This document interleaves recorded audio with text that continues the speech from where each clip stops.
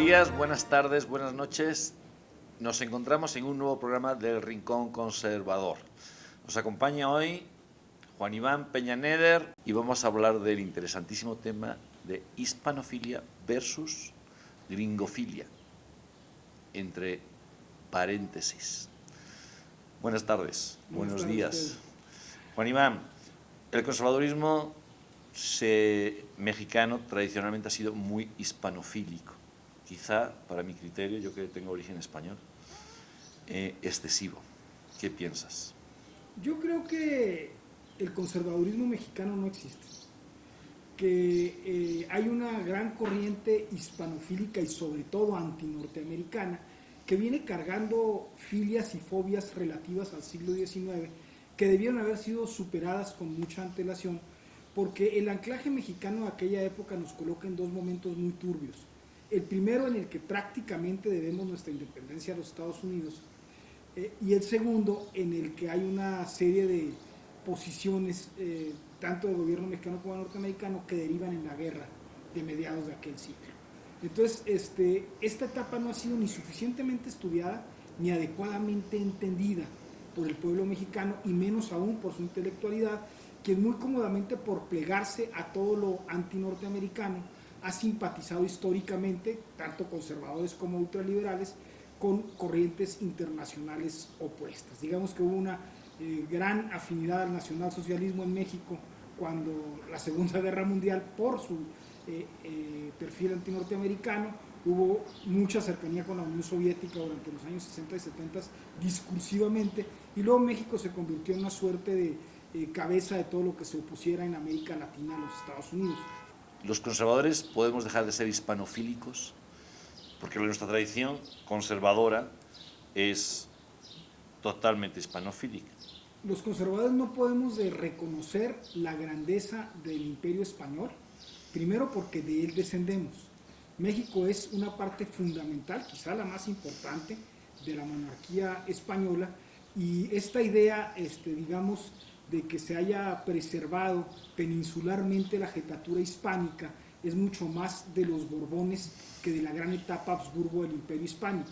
México era, durante la etapa Habsburgo del Imperio Hispánico, una ciudad mucho más importante que Madrid o Toledo, y nuestra inversión de todo lo que fue el crecimiento en aquella época de auge durante todo el reinado de los Austrias, durante propiamente el Imperio Hispánico, nos colocaba a la cabeza de todo lo hispánico, no a la subordinación de lo hispánico. Es una cosa curiosa, cuando tuve la suerte de ir a Perú, a Lima, esperaba encontrar un centro histórico de la calidad, cantidad, del esplendor de la mexicana, y me sorprendió. Y no quiere decir que Lima no sea bonita, que tiene lo suyo, pero hay una enorme diferencia entre los dos grandes virreinatos. México físicamente, sin lugar a dudas, pues era mucho más potente. Digo, no soy historiador de esa parte, no sé qué cantidad de dinero se extraía de Perú, o de oro y plata, y que se extraía de México, pero sin lugar a dudas la presencia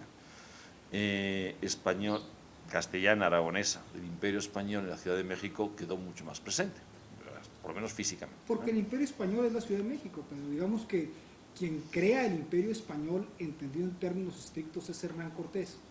Antes de Hernán Cortés no hay Imperio Español. Hay Sacro Imperio Romano Germánico, y hay un par de reinos tratando de unificarse en el momento del nieto de los reyes católicos, con muchas cosas sin resolver históricamente, con una gran presencia islámica. Entonces, el gran proyecto de la hispanidad es la Nueva España. La Nueva España es lo que de hispánico tenemos todos nosotros, incluyendo los europeos. Exactamente. De hecho, es una idea que yo creo en estas visiones negrolegendarias y rosolegendarias, que son las dos visiones. Yo insisto en que la visión también rosalegendaria no acaba de cuajar por muchas razones, en el caso de México y en Hispanoamérica, pero entre ellas porque no acaba de entender algo, que es lo que tú acabas de decir. El Imperio Español se genera juntamente entre castellanos, aragoneses, navarros, sicilianos, borgoñeses, tlaxcaltecas, tarascos, incas. Entonces, el Imperio Español se genera con todos esos pueblos. Entonces, la parte que rosalegendaria, el caso de Marcelo Gullo, que son libros extraordinarios, ¿qué libro tiene últimamente Nada que pedir perdón? O lo que España hizo por América. Yo cuando veo el título digo, bueno, sí es cierto, ¿no? Los castellanos y aragoneses hicieron mucho por estas tierras, pero vuelvo a repetir, todos esos pueblos hicieron mucho también por ellos, porque se fue construyendo. Entonces, esa visión de nos vinieron a robar y nos violaron, que es absurda, se complementa con la otra, llegamos y os civilizamos, les civilizamos. Entonces yo creo, me parece a mí, que habría que generar una síntesis de ambas partes, sin negar lo brutal, sin negar lo esplendoroso, lo civilizatorio, y llegar a esta integración, ¿no? Donde el hispanoamericano se sienta orgulloso de aquello que hizo, porque lo hizo él, en sus dos vertientes, la castellano-aragonesa, navarra, y la indígena. ¿Qué opinas de eso? Sí, me parece que es un buen principio, pero en términos de realidad conceptual, cultural, diagonal, política, tenemos que tener una roca firme para poder partir de ella. Y a diferencia de lo que sucede en España, que está muy insoluto todo lo que España fue cuando los reyes católicos se juntaron, si eran realmente una nación o no, eso no sucede en México. En México hay un clarísimo padre de la patria, hay una clarísima piedra fundacional que es Hernán Cortés, y a partir del imperio español vivificado en Cortés, primero como responsable del gobierno y luego como este héroe siendo el marqués de Oaxaca, al que le imponen un virrey con el que coexistía, encontramos lo que México realmente significa. Y México llegando hasta las Filipinas o hasta Taiwán. México entendido como la gran empresa de universalización de la visión católico-hispánica, me parece que es lo que tenemos que entender, porque gran parte del imperio español lo fundaron tropas tlaxcaltecas. Entonces, en ese sentido, hoy día nosotros como conservadores propones que retomar o defender esa narrativa, sí, yo creo de Cortés, padre de la patria. Tengo aquí una serie de nombres, Fuentes Mares, Abascal, Guise Acevedo, Junco, Alfonso Trueba, por supuesto Lucas Alamán, que parten de esa premisa. O sea, el que funda el imperio mexicano, México, si quieren, sería Hernán Cortés. ¿Estarías de acuerdo? Antes de eso no existía México. Antes de eso no existía el imperio español. A ver, yo quiero ser mucho más claro. Cortés no funda el imperio mexicano, Cortés funda el imperio español. Felipe II y la asociación dual del imperio español versus el imperio germánico hacia Maximiliano, que da Carlos V, solo es posible gracias a Hernán Cortés. Entonces, Hernán Cortés no funda México. Hernán Cortés funda el imperio español, incluida su parte europea. Y yo creo que si no hay un reconocimiento expreso de esto, porque siguen en un diálogo medieval bastante insoluto, en España todavía tiene este asunto de las lenguas y las nacionalidades, ¿no? que es una cosa pues muy provinciana. O sea, México no tiene ese problema, en México todos hablamos español, todos tenemos una sola visión. Entonces, de acuerdo, o sea, entiendo que para ti, creo que es acertado, yo pensaría igual, Cortés es el que genera el imperio, porque sale de Europa y genera un imperio literalmente mundial, ¿no? Universal, porque prácticamente da la vuelta al mundo. Ahora, ¿también lo consideras como el padre de la patria mexicana? Sí. Ahí, perdón, está Scar el gato, que es el guardián de la casa, que está maullando por comida. Yo creí que porque no estaba de acuerdo con Cortés. Seguramente tampoco con Cortés. Entonces, ¿estarías de acuerdo que Cortés es el padre de México o en esa parte no? Sí, claro. De la nación mexicana como tal, ¿no? Si coincidimos en que la nación mexicana es la resultante de la occidentalización que Cortés acarrea y una exclusiva visión que no tiene que ver con ninguna otra parte del mundo de la adopción y pacto con los pueblos originarios. Porque cuando yo digo que la emperatriz de Francia, Eugenia de Montijo, era descendiente directa de Moctezuma, solo se puede entender por Cortés.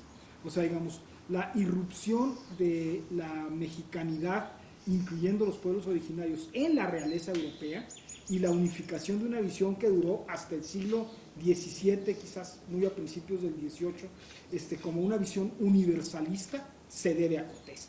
Y creo que Carlos V primero y Felipe II después perfeccionan este modelo que es cortesiano, no absurdo. Sí, de hecho, Maurice Duvergier, en uno de sus libros, uno de Hernán Cortés, entiende que él a propósito fundó el mestizaje. O sea, que no fue un error el tener un hijo con una indígena, o sea, que no fue un hecho de placer, un hecho de pasión, sino que fue un hecho pensado políticamente. Yo, la verdad, las fuentes que utiliza, pues la verdad me parece a mí que no hay base para eso. Quizás si lo pensara, pero repito, me parece a mí que documentalmente no tenemos eso, que donde dijera eso. Pero bueno, el hecho es que sí pasó, ¿no?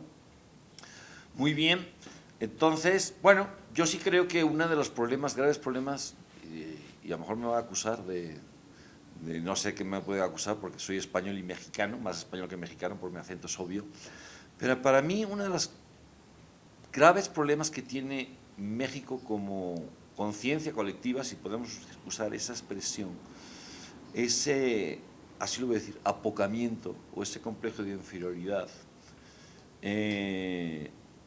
viene por una falsa concepto de la historia que procede del siglo XIX.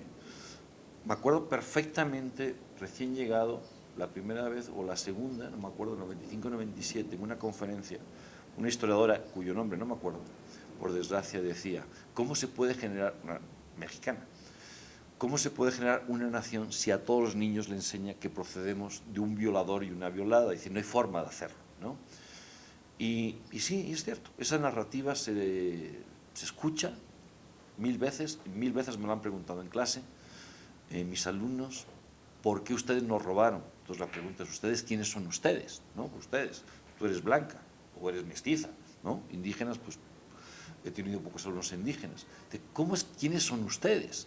¿Y quiénes somos nosotros? Porque lo que somos estás nosotros? diciendo en Aridoamérica no tiene ningún sentido. Exactamente, O sea, ¿no? los hispanos americanos del norte no tenemos la mezcla de sangre indígena, sino en un muy bajo porcentaje. Exactamente. Entonces no hay ese trauma tan consustancial al centro del país donde naturalmente... Claro, pero es un trauma ficticio, porque no es real.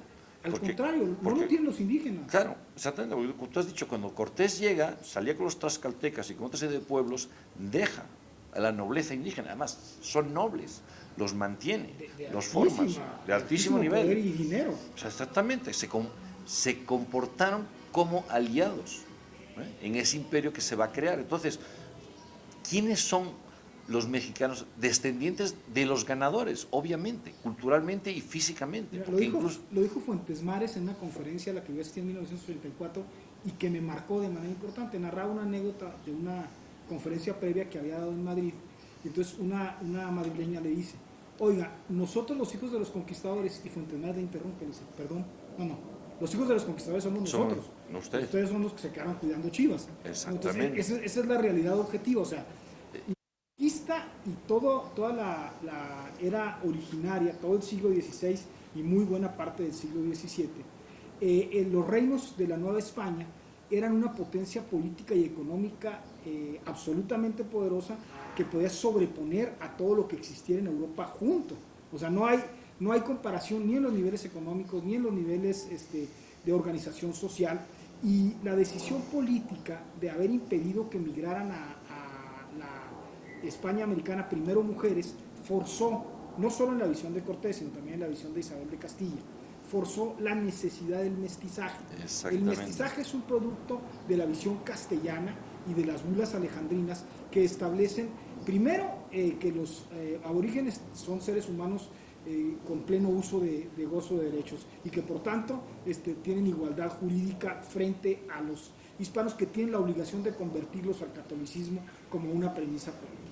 Y segundo y más importante todavía, nadie se plantea en el siglo XVI ni en el siglo XVII que haya una diferencia en cuanto a quiénes están sujetos. Siempre estuvimos sujetos por decisión cortesana o cortesiana de Cortés a la corona hispánica. Entonces, México siempre fue Hispania e Hispania siempre fue México. En la mente de los habitantes de la Nueva España, incluidos los habitantes originarios, nunca existió una diferenciación entre cuál era el modelo político, qué se suponía que hacíamos o no. Yo en mi tesis de posgrado que realicé en Taiwán, pude demostrar que Taiwán había sido una colonia mexicana, porque estaba ahí en el fuerte de Santo Domingo la bandera de España, y yo dije, esa bandera está mal colocada ahí. La bandera que tiene que estar colocada es la bandera mexicana, porque Taiwán dependía de la gobernatura de Filipinas, que dependía de la Ciudad de México. Y luego logré demostrar que la expedición y los personajes que murieron ahí en la batalla contra los holandeses eran descendientes de mexicanos. nacidos en Puebla, ¿no? con sangre indígena. Entonces el imperio español de Asia era un imperio mexicano, o del reino de la Nueva España, o de los reinos de la Nueva España. Sí. Porque luego tenemos esta idea del virreinato y no entendemos ni qué es. El virreinato es una dependencia política que rige sobre reinos que están sujetos al monarca español. El virrey no tenía una jetatura política sobre estos reinos, era simplemente un delegado, como lo era Holanda, donde había una virreina, o como era Perú, donde había un virrey, que varios reinos, como Castilla, con la misma jerarquía que Aragón o que Castilla, estaban sujetos al emperador hispánico. No había un virreinato. Este es un concepto que nos ha hecho mucho daño porque creemos que estábamos gobernados por una segunda figura, y en realidad estábamos gobernados solo por el rey. El rey era algo totalmente movible, artificial, cambiable. Y cambiable, de hecho, era un ¿no? funcionario menor. Como pasó varias veces, ¿no? Era un funcionario menor el virrey. Muy bien, entonces, ¿estarías de acuerdo con esa idea? No sé de quién es la frase, pero de que España nace en América, podríamos decir. Claro, es que no España, Hispania. O sea, yo creo que bueno, pero incluso el reino de España, ¿no? El reino de España es según un antiguo profesor mío, que ya ha fallecido, Comellas, decía que España nace en 1624, ¿no? Es la primera vez que en la batalla, creo que si no me equivoco, la de Rocroi, las batallas de Flandes, se grita Viva España por primera vez, ¿no? Es un debate en España cuando se genera España. Pero bueno, el concepto mismo de España se genera en América. Yo lo pondría el ejemplo como un adolescente, ¿no? España es un adolescente que todavía no sabe quién es, y llega un momento en que hace una gran hazaña, que es la descubrimiento, conquista, civilización de medio mundo, literalmente de medio mundo, desde Alaska hasta la Tierra de Fuego, desde las Canarias hasta Filipinas, ¿no? Y de pronto se reconoce que es capaz de grandes hazañas y se convierte en adulto. Y ahí es cuando ya la corona se estructura, ¿no? Que podríamos decir que es con Carlos V, Felipe II posiblemente, ¿no? Eso habría opiniones, ¿no? ¿Estarías de acuerdo con esa opinión? Sí, desde luego. Ok, entonces, muy bien. Así ya concretando, es decir, y ahora pasamos a la España actual, es decir, todos estos intelectuales, de Lucas Alamán, prácticamente todos, quizá no Iturbide, ¿no? Porque la proclama de la independencia sí hay un cierto desprecio al virreinato que se proclama. Hay una hispanofilia. Al virreinato sí, pero no a los reinos de la Nueva España. Eso es muy importante entender. Ok, sí. Ya lo explicaste, estoy de acuerdo con eso. ¿Estás de acuerdo que el conservadurismo actual, lo poquito que haya o lo que estemos construyendo, debe reconocer tanto a Hernán Cortés como padre del Imperio Español, como padre de la nación mexicana, donde se forja lo que actualmente es México, y esa relación especialísima y quizá única entre España y México durante muchos siglos? Ahora, España a partir del siglo XIX entra en una serie de revoluciones, de caos, de separaciones, de guerras. ¿Debería el conservadurismo actual seguir con esa relación, con ese cordón umbilical, no sé si la palabra o la analogía es correcta, con España, o deberíamos cambiar? Yo creo que sí tenemos que proteger a los españoles. Para mí, España es una nación... De Pedro Sánchez, sobre todo. Sí, es una nación con profundas divisiones, pequeña, marginal, que tiene un enorme complejo del pasado mayor que el nuestro, y que no puede resolver cosas elementales como la invasión islámica. Entonces, los hispanos, como dijo Fontesmares, somos nosotros, ¿no? Y aceptamos como hispanos a los europeos. Creo que esa vinculación con el Sacro Imperio Romano, con Grecia y con Roma, que nos viene por ese hilo conductor que fue Hernán Cortés y que fue reconocido por Carlos V y Felipe II, es algo que compartimos como un pasado común, que se vino descomponiendo dramáticamente a partir de las guerras carlistas, y que terminó siendo una relación muy complicada, en la que no solo no necesitábamos a la España europea, sino que estorbaba en nuestra propia visión de desarrollo. Y creo que la enorme calidad de los independentistas mexicanos, de todas las tendencias, de reconocer a Fernando VII como rey aún tras la causa de la separación política, implicaba un gesto que, como todo en Fernando VII, él no supo reconocer, y como todo lo que pasó en esa lamentable época de la historia, pues España no estaba en capacidad de resolver. Entonces, todo lo que ha pasado en España, a mi juicio, a partir de mediados del siglo XVII, ha sido lamentable. Y creo que México ha podido sobrevivir de mejor manera por su mucha mayor fortaleza ideológica y política, no digamos conservadora, pero sí hispánico tradicional, los avatares de las irrupciones internacionales, incluyendo la más reciente. Sí, de hecho, pues como bien sabemos, España tiene un problema serio, España invertebrada, la famosísima tesis de Ortega y Gasset, de estar disgregándose actualmente, ¿no? El tema de la autonomía y prácticamente independencia de Cataluña, ahí lo tenemos, y es un grave problema, estoy de acuerdo.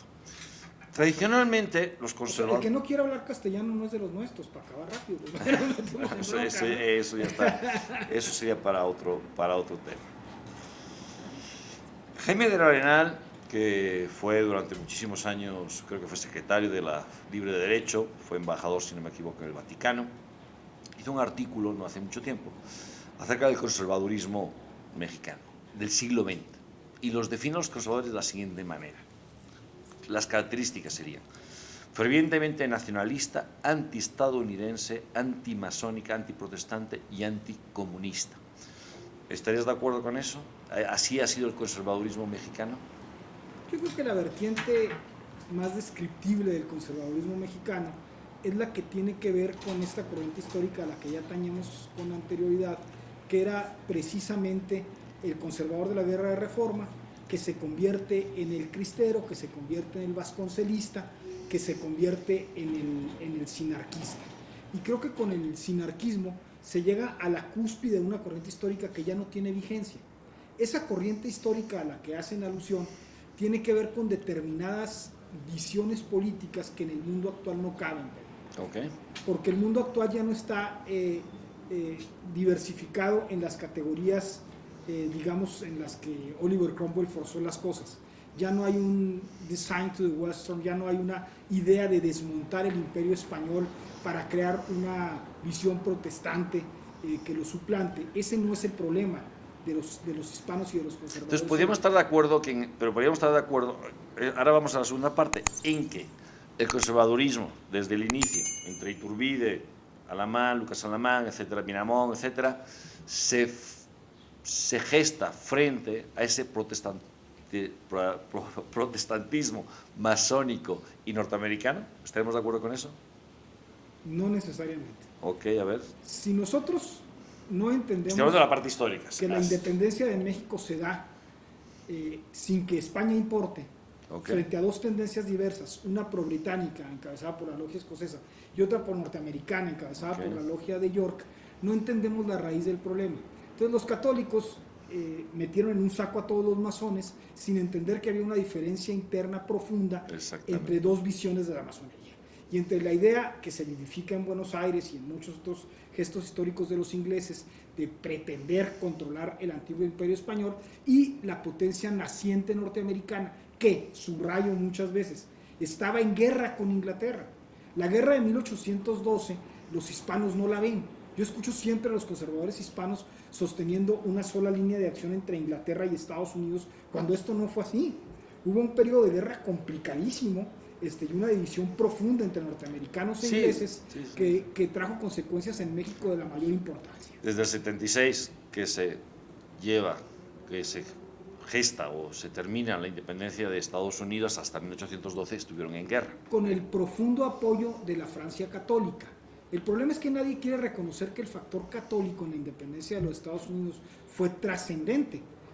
Si no hubiera sido Luis XVI y la Francia católica quien hubiera otorgado los medios para independizarse a Inglaterra, esto no hubiera ocurrido. Y España también participó en esa independencia. Era lo que iba a decir. España fue fundamental en la independencia norteamericana. Fue un aliado protagónico en esa independencia, una España casi napoleonizada, y luego viene la gran figura de Napoleón que consolida a través de Jefferson una visión occidental del mundo distinta a la visión británica. Y esta visión occidental del mundo es, querrámoslo o no, la heredera auténtica del Sacro Imperio, y entonces esta nueva vertiente del Sacro Imperio se junta con la vertiente del Sacro Imperio hispánico que preexistía, y es lo que no queremos entender. Por eso se dan cosas tan complicadas como el Segundo Imperio Mexicano, porque ahí había una sola visión, digamos, sacroimperialista bonapartista de la visión del mundo contra la visión inglesa, y ahora sí contra una expansión norteamericana de otra naturaleza. Entonces son tres factores: el factor latino-hispánico, ¿no?, el factor norteamericano y el factor británico. 3 jugadores y no 2. Cuando metes el tercer jugador, entiendes México. Exactamente, ¿no? No sé si tú sabías, o he leído por ahí, que el dólar norteamericano procede de la bandera española, sí, claro, de las columnas de Hércules y la banderita, ¿no? Es un detalle. Muy bien, pues muchas gracias por haber escuchado. Hemos tratado en este programa la hispanofilia. En el siguiente vamos a tratar la gringofilia, justamente. Hacemos este intermedio, terminando con el apoyo español a la independencia norteamericana y con esos 3 jugadores. El español, español-mexicano, lo latino, lo norteamericano y lo inglés. Muchas gracias y esperemos que nos sigan viendo en este programa. Gracias, Juan Manuel.